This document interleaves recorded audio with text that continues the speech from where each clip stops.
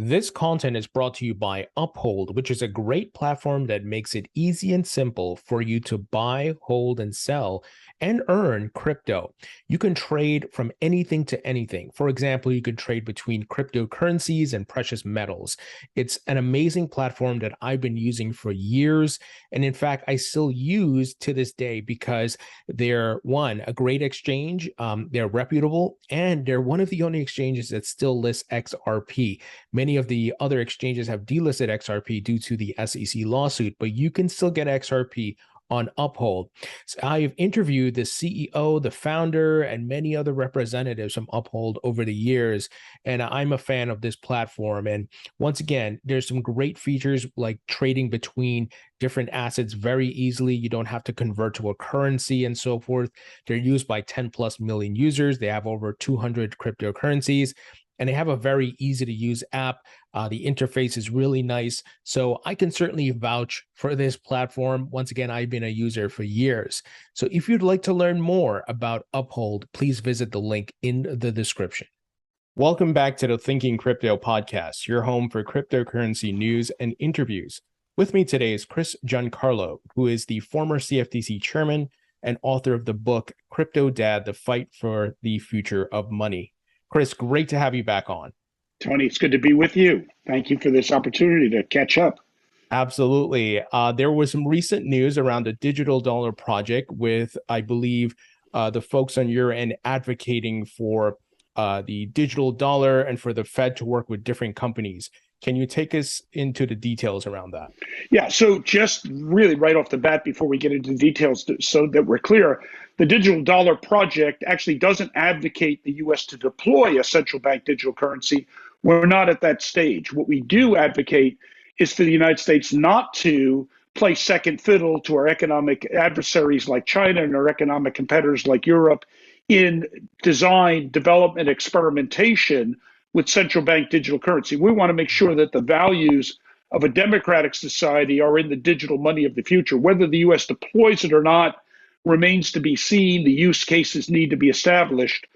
But, you know, our core foundational belief is money is as much a social construct as it is a government construct. Right. And free people and free society shouldn't leave the design of money just to the government. We have a role to play. We have something to say. We, the citizens of a free society, have something to say about what values should be encoded in that money.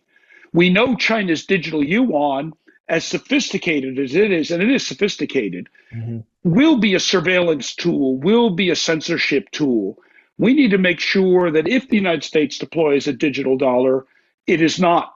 It is a tool of a free people, and it reflects values of freedom of speech, First Amendment, and freedom of privacy in the Fourth Amendment.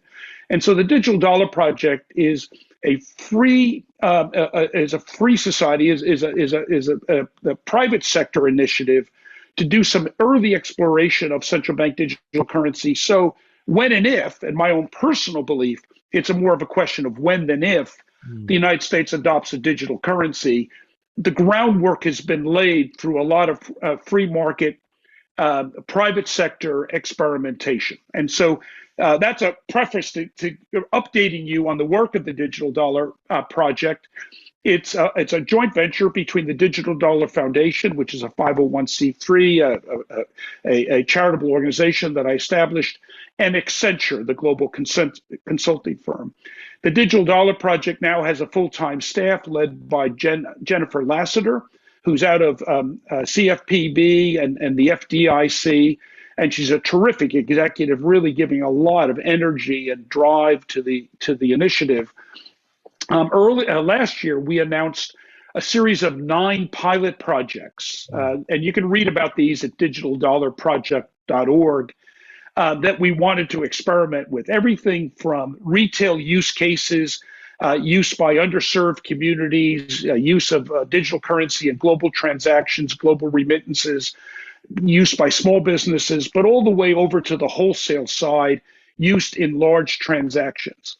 And putting our action where our mouth is, in April of this year, we announced the first of those experiments, and this one was a joint venture called Project Lithium, with the Depository Trust Clearing Corporation. And as your listeners certainly know, the DTCC basically operates the plumbing of Wall Street. Right. The securities are traded, whether they be debt or equity, are all settled and cleared through systems operated by the DTCC.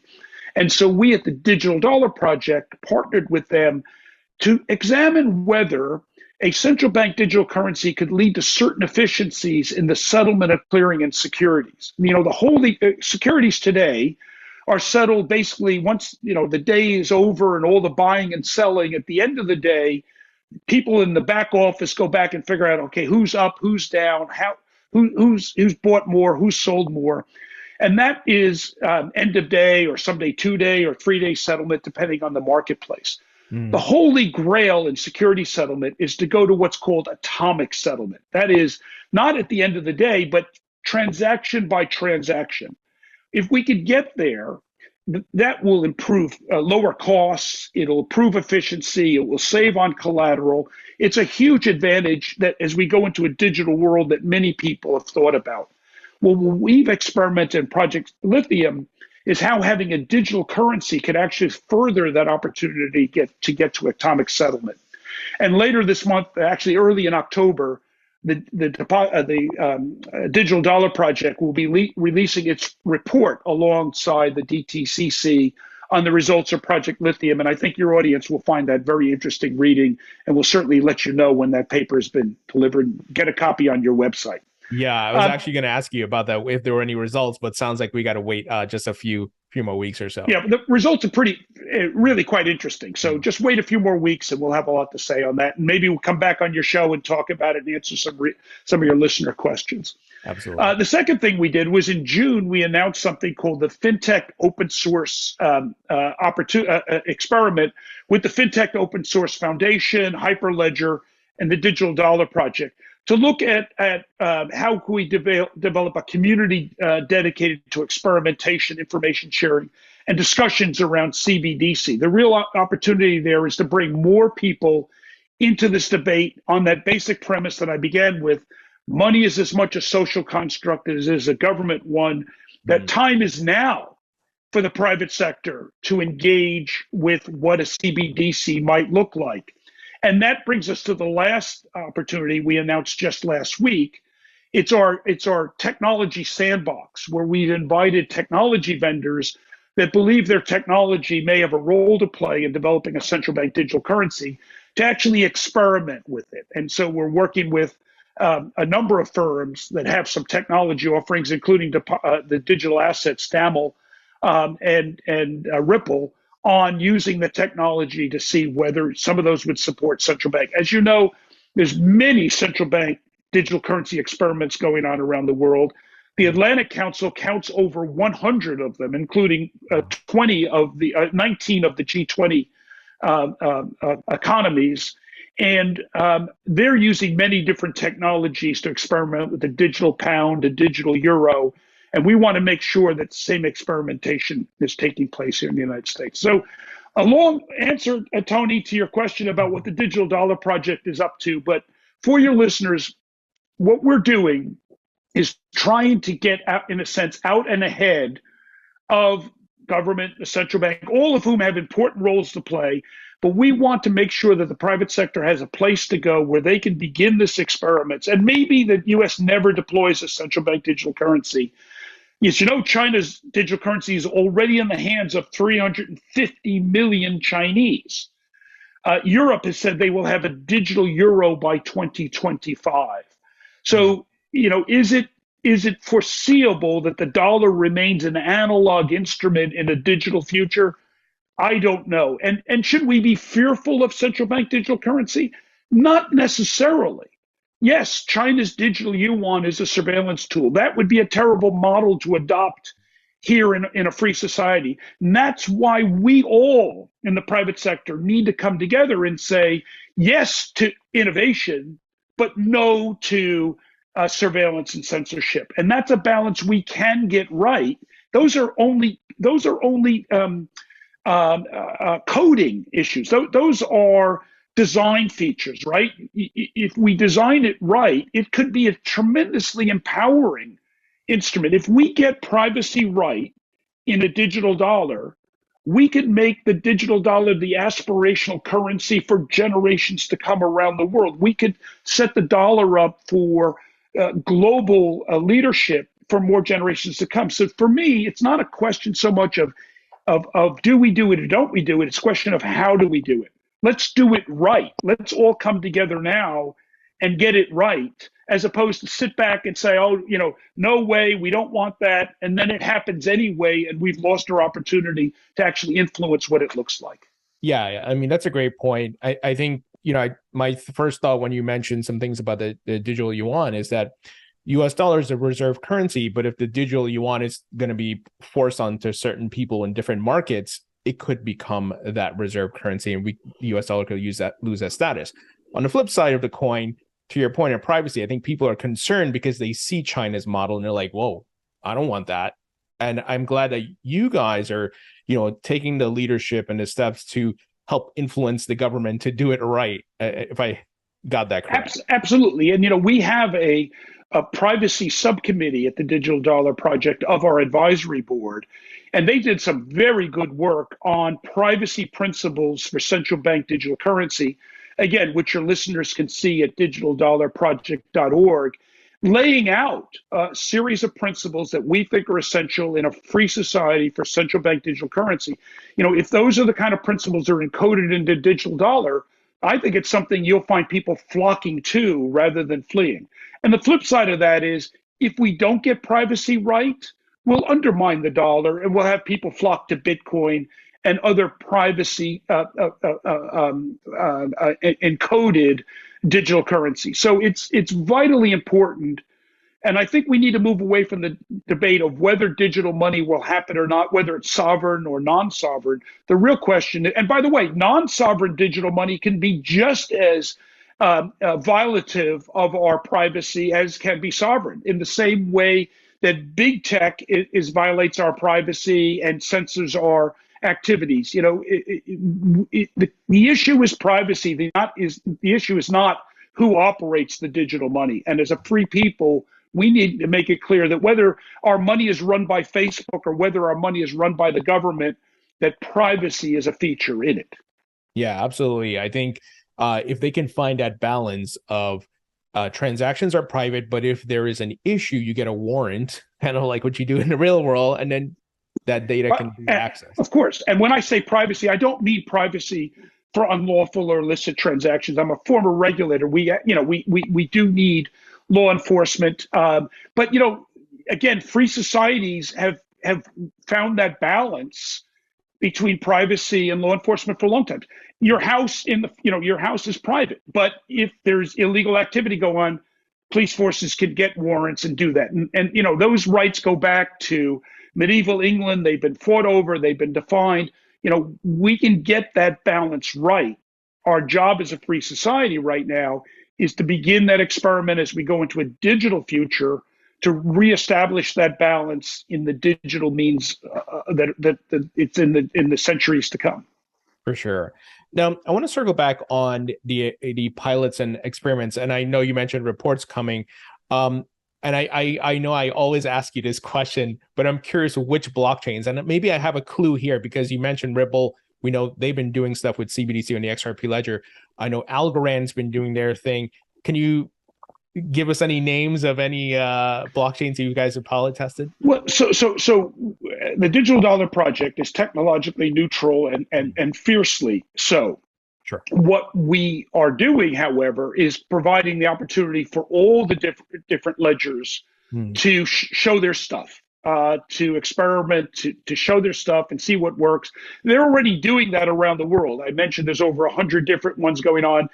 Many of them are using the different blockchains. And so, firms like R3 and others are out there talking all the time about their capabilities.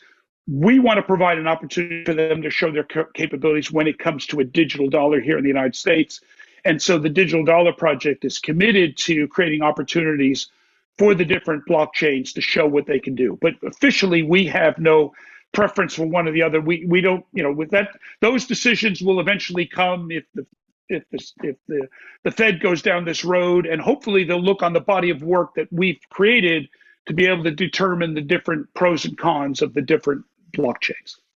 So my next question was going to be, how are you interacting with the Fed, if at all? And are you sending them quarterly reports, or is it like a yearly thing? How are you interacting with them? Sending yeah, it's a great relationship. The Fed has been very open to our materials, to our presentations. We've had the opportunity to present both to the members of the Federal Reserve Board, as well as the regional Feds, as well as staff members that are looking at this. I'm looking forward to, in October, being able to give a copy of our lithium report directly to Chairman Powell and giving him a briefing on it. So the Fed is increasingly focused on this. But, the Fed is not the only U.S. government, arm of the U.S. government that is focused on central bank digital currency. As you know, President Biden, recent executive order, talked a lot about central bank digital currency in it and declared it to be of great importance. Different regulatory agencies are focused on, and law enforcement. Our law enforcement agencies are very focused on this. They're very concerned about the development of the Chinese yuan, very concerned about protecting the status of the dollar, and focused on this. So there's when we at the Digital Dollar Project communicate with our government agencies, there are many different bodies of government that are interested in our work, that invite us in to present, and it's important, and it's a good two-way dialogue. We also commented on Project Hamilton. We're very close to the folks that are involved in that project. So dialogue is core to our mission. As a 501c3, which is a U.S. tax-exempt charitable entity, our mission is education. We spend a lot of time communicating, and everything we do at the Digital Dollar Project, we post on our website, we make publicly available. Our job is to provide environments for experimentation, debate, dialogue. We publish white papers and make that all available to the public. And we're trying to raise awareness amongst the public that the time is now, as I said earlier, for the private sector to engage on this. Even if you don't want a digital dollar to ever happen, I think you've got a responsibility to weigh in on this development, because it is going to happen globally. Whether the U.S. deploys it or not, it remains to be seen. My own view is it will happen, but it is going to happen globally. There's no question about that. The real question is, what are the values that will be associated with digital money of the future? Whether it's done by the private sector, not a non-sovereign provider, or multiple non-sovereign providers, or sovereign providers. Yeah, absolutely. And my next question, it's funny, a good segue, because I was going to ask, how will the ecosystem of stable coins and CBDCs work together? Let's say, to your point, if it's launched, because you have private stable coins, kind of like JPM coin, while you have USDC, which is open on the market on multiple blockchains. And then let's say the US government introduces a CBDCs, how will all that function? So let's look, before we talk about the US, let's look around the world where other central banks are answering that question. Well, we know that China, since launching their digital yuan, is seeking to ban Bitcoin, stablecoins, and other uses. Now, some of that may be because they don't want their citizens to have dollar exposure, sure. But another reason is simply they don't want competition for their digital yuan. If you look at pronouncements out of Europe, those voices in Europe that are more supportive of a digital euro are very negative on alternatives to a digital euro, other cryptos and stable coins. And so there's talk about banning them. The question is, what do we do in the United States? My own personal view, and I'm not speaking on behalf of the Digital Dollar Project or its members, but my own personal view is there's so much that central bank digital currency and the Fed can learn from experiments with stable coins. That the best environment is a multiplicitous environment where you have different offerings existing side by side, performing different functions. And I hope that as we go forward in this, that's a view that prevails. And I think that would be a uniquely American view, or not maybe a uniquely free society view. I think the approach should be, if we're going to deploy a digital dollar, let's make it as good as possible. Let's encode the right values in it, and it will attract the patronage that it will attract and we'll let other things develop in their own way with their own value proposition, as they should. I don't think we should be in the business of banning alternatives. I think we should be in the business of making sure we're doing the right experiments with central bank digital currency. And if the decision is made by this government or a future government to deploy it, that decision is based upon sound work done by the private sector, looking at every opportunity, every challenge, but also every benefit. For sure. And I believe I may have asked you this question the last time we spoke.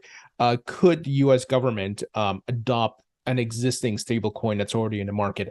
Certainly not Tether. I don't think they would. But let's say USDC, which Circle, I know they've been working closely with regulators, and we know what's on their books and what's backing the collateral. What do you think about? Well, it's certainly possible. It's certainly possible. I don't want to second guess the political process or the process, but that's certainly possible. I think, however, that the same questions are appropriately directed at private stablecoin operators as sovereign digital currency operators, and that would be, well, what are you doing about privacy? How are you protecting people's privacy? What are you doing about censorship? We know that big tech, we know that social media platforms censor speech. Will private operators of stablecoins censor economic activity? Sure. Will they bow to a government that says, well, we'll authorize your stablecoin provided you don't let people buy ammunition? Or a right-wing government saying, provided you don't fund abortion, or a left-wing government saying, provided you don't fund right to life, right? Will a stablecoin operator a private stablecoin operator be a better guarantor of our privacy and our economic liberty as a government one? The government, we know, is bound by the First Amendment, freedom of speech, is bound by the Fourth Amendment, right to privacy. Will a private so these are questions, again, we've got to come together as a free society and work through these issues. But to my libertarian friends who say, we don't want government in the crypto business, leave it to the private sector, my answer is that, well, how's that worked out with speech? Because the private sector is actually pretty happy to censor speech in a way that the government is prevented from doing because of our Constitution. Right. We need to make sure that in an area of a future of digital money, our rights to privacy are sacrosanct. Our rights to economic liberty are sacrosanct for lawful transactions, but they're sacrosanct. Whoever's running a blockchain-based money system, whether it's a private enterprise or whether it's the government. Yeah, absolutely. There's so many questions. I feel like, to your point, we need to have the dialogue, and even if you, like you said, you don't want a CBDC, you have to have your input. I think we all need to come collectively and put our brains together on this. I want to touch on U.S. crypto regulations. Obviously, a lot going on. We had the Biden executive order. I was pleasantly surprised by the bipartisan support we're seeing. Senator Lummis, Senator Gillibrand putting out a bill, but yet we still kind of have the SEC, and a lot of people are frustrated with the SEC, exchanges, coin projects, even in just normal investors. I want to get your take on what's happening overall. Well, there's an interesting historic dimension to this, Tony, that I'm not sure your listeners know about. It goes back to the 1970s. From the 1920s and 1930s on, the antecedent for the CFTC was a department at the Ag Department. There was a division there that overseed our commodity markets. And so the CFTC hadn't been formed yet. But there was this amazing innovation that came out of Chicago in the 1970s. Up until the 1970s, in all of human history, the only derivatives that basically existed were basically futures on things that came out of the ground. Whether they were wheat or corn or gold, your derivative market was based on organic things. This innovation that happened in the 1970s was called the financial future, where you could actually control the risk of moving exchange rates and moving foreign exchange rates.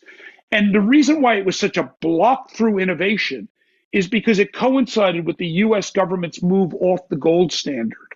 And the world couldn't go off a gold standard into a moving exchange rate standard unless there was a way to hedge that risk. And smart people in Washington and elsewhere realized that this innovation coming out of Chicago was so important. It would allow the world to go off the gold standard to a dollar standard, that they realized they needed to put the regulation of this new instrument under a regulator with a mandate for innovation. And so they took that division out of the Department of Agriculture, renamed it the CFTC, and gave it oversight of financial futures. They didn't give the innovation to the SEC with its focus on investor protection. They gave it to an agency, the CFTC, with the focus on investor protection, but also one on innovation, because they needed this innovation to succeed. Well, in a funny kind of way, we're at a similar junction. The future of finance, the future of banking, the future of money itself is going to be no longer exclusively based upon bank liabilities on bank balance sheets. It's going to move to an internet basis in the same way that information has moved off proprietary ownership to an internet basis. The same way that communications is on the internet, finance and money will be on the internet. That's a fundamental transformation in the nature of value. We call it the Internet of Value. And for that reason, once again, people in Washington are saying, this is so important. We need to put it under an agency with a mandate for innovation. Right. Hence the CFTC. If you look at every piece of legislation moving through Washington, virtually every piece, whether it's the Lummis-Gillibrand bill or whether it's the Stabenow-Boozman bill, all of them expand the jurisdiction of the CFTC into oversight over spot markets for commodity-based crypto.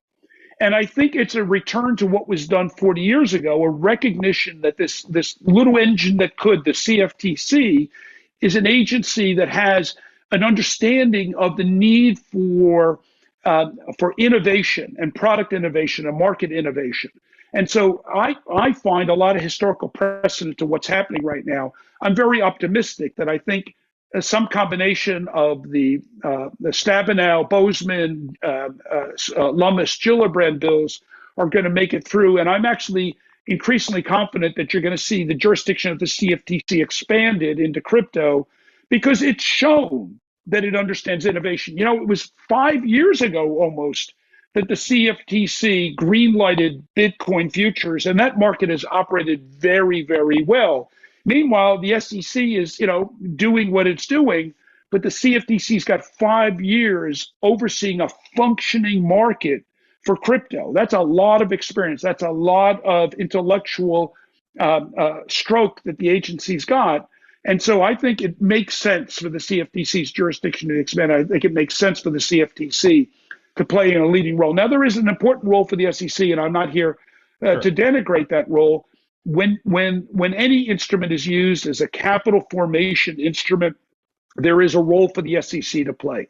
But, not all of crypto is about capital formation. Crypto has many, many other uses, and I think the CFTC has shown a familiarity with innovation, a comfort level with innovation, and I think that's going. The result of that is going to be an expansion of its jurisdiction. And I absolutely agree with you. Certainly, the SEC has a job to do. I've seen scams in the crypto market. I've been here long enough, and we will need to protect people. Absolutely. But I think folks are frustrated because there's just seems to be clearance or guidance for Bitcoin and some of it Ethereum, but that's up in the air. What about the hundreds of other great projects? What about Algorand? What about Cardano? What about Chainlink? What about XRP? So people are like, can you show us what we need to do here? And there's been reports of like the SEC's playing shady games. Coinbase CEO tweets out the SEC's acting shady. And that's unbelievable that a regulatory agency get called out by the CEO of an exchange. Well, so I'm not going to criticize a regulator. As a former regulator, I know how those jobs are. But I won't hesitate to praise a regulator. And I'll give you one area to tell you how deep is the experience of the CFTC that I've never shared before. So I think you'll find this interesting.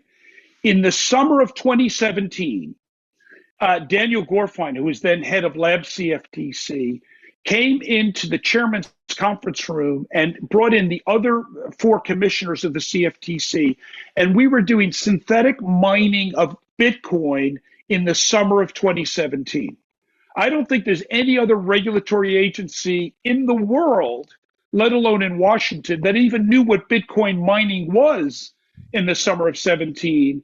And yet at the CFTC, 5 commissioners, including the chairman, were in its conference room doing mine in order to understand what it was. And that's a level of comfort with innovation, willingness to explore, willingness to learn that you just don't find as a commonality in other regulatory agencies. The CFTC truly, there's a reason why the CFTC is known as kind of the smart, smaller, quiet agency, steady as she goes, but smart and thoughtful and innovative. There's a reason why 40 years the agency was created with a mandate for innovation. I think that's the reason why the CFTC is the right regulator to go forward with this new internet of value that the United States needs to be a leader in. We need to not, push it aside and say, no, we like the existing models that we understand. We like an analog world. We need to, stop being afraid of the future and face it head on and own it and protect people at the same time. And we can do that. We can do that. We've just got to have the willingness to do that. Yeah, absolutely. And something I want to ask you about too, which recently happened with the U.S. Treasury sanctioning Tornado Cash. I want to get your thoughts on that quickly, because that seems to be unprecedented, sanctioning the code versus the bad actors. It is unprecedented. It is sanctioning code rather than bad actors, and I'm hearing that there's going to be some challenge to that coming out of the private sector, it doesn't surprise me because, as you say, it's unprecedented. It's not how the sanctioning regime is meant to work. And I think there are a lot of thorny legal issues that need to be resolved. And so the way we resolve things in our system is often litigation. And so I'm going to be sitting back and watching this very carefully to see how this plays out. For sure. Finally, here, I want to get your thoughts on, this is good news, the BlackRock's entry into the market, the world's largest asset manager, and seems like a big domino. And we're just seeing really large institutions getting interested in crypto, launching funds and so forth. I think it's a big move. BlackRock doesn't do anything without careful thought, analysis. They're incredibly influential. I think that move was almost like a ground shaking move that perhaps people didn't listen to as carefully as what it symbols. What it does say is there's no turning back. The future of finance, the future of banking, the future of money itself is going to be blockchain based. It's internet based. It's tokenized, and we have enjoyed the world's preeminent financial system in an analog world. The question I'd ask is, do we have the courage to step up and lead it into a new digital age? If we simply say we like it the way it is and we're not willing to move forward, time will pass us by. We have to own this. And that means investor protection, no question about it. That means strict enforcement. That means going after the scammers. I'm not naive. I ran a regulatory agency. I know how the bad actors operate, and there's a lot of bad people out there that want to do a lot of harm and steal a lot of money. We need to build a regulatory system. In fact, that's what we did at the CFTC when I was there in 2017. We didn't shy away from Bitcoin. We said, let's create a regulated regime so that the good folks can transact, can price Bitcoin, can hedge risk in Bitcoin. But at the same time, it'll give us the insight into the market so we can go after those bad actors. And we were no slouch when it came to enforcement. The CFTC is second to no one, including the SEC, in the strength of its enforcement program. And we certainly didn't shy away. But we also created a pathway for those who wanted to operate in a safe way without regulatory risk. Here's the pathway. The pathway is a little steeper. In fact, we created something called heightened scrutiny for crypto. It was a slightly steeper pathway than for non-crypto products, but we put lights on it and we showed you where the directions were. And so that should be the model for regulators. In other words, don't make it impossible because of confusing and aggressive behavior. Make it possible, but make it a hard climb. make sure we weed out the good from the bad, go after the bad actors, but let's have a path forward. That's the American way. We've never shied away from being innovators, and we need to embrace innovation now. Yeah, well said. Chris, always a pleasure chatting with you, and I'm looking forward to that report in a few weeks, and we'll have to have you back on to talk about the details. It'd be my pleasure. Always good to see you. I look forward to seeing you again soon.